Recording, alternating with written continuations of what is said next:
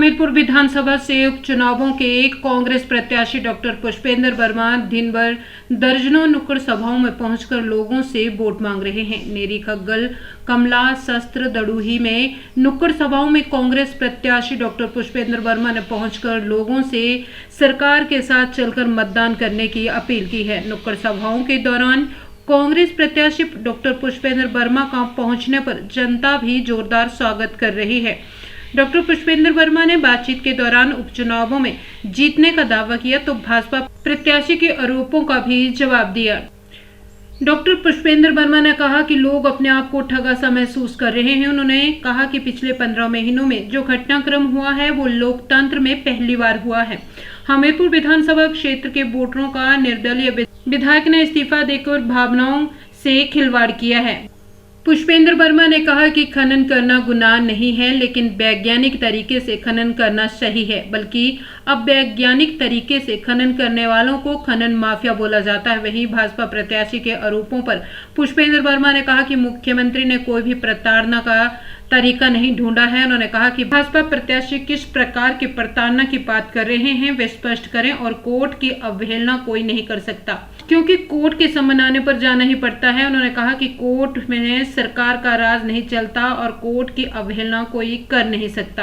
लोगों में उत्साह है और लोग अपने आप को ठगा हुआ महसूस कर रहे हैं और ये जो अभी घटनाक्रम हुआ पिछले महीनों में उसके लिए इनमें बहुत रोष है हमारी जनता के भीतर, क्योंकि देवभूमि में इस तरह के घटनाक्रम बिल्कुल नहीं होते हैं और ये पहली बार हुआ है लोकतंत्र में 75 वर्ष के भारत के इतिहास में कि निर्दलीय लोग इस्तीफा दे रहे हैं और ये जबरदस्ती ऐसे चुनाव जो है उपचुनाव जो है वो जनता के सिर पर थोपे जा रहे हैं। मुख्यमंत्री ने कौन सा तरीका ढूंढा प्रताड़ना का? इसमें कौन सा तरीका प्रताड़ना का?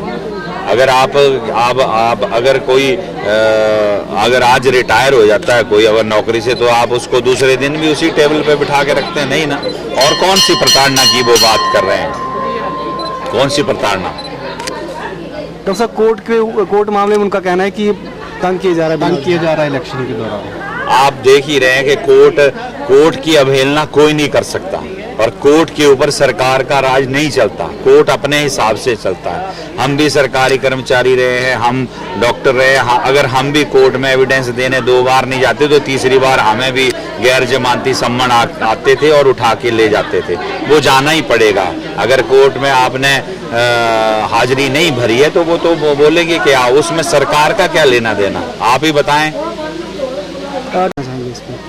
देखिए, खनन करना, हम थोड़ी कह रहे हैं कि खनन करना कोई गुनाह है। एक वैज्ञानिक तरीके से खनन करना और एक अवैज्ञानिक तरीके से और चोरी से करना और माइनिंग के जो रूल्स हैं उसके खिलाफ आपने माइनिंग करना वो गलत है, उसको खनन माफिया बोला जाता है। वैसे तो क्रशर यहाँ 40-40 सालों से लोगों के 50-50 सालों से लोगों के लगे हुए हैं।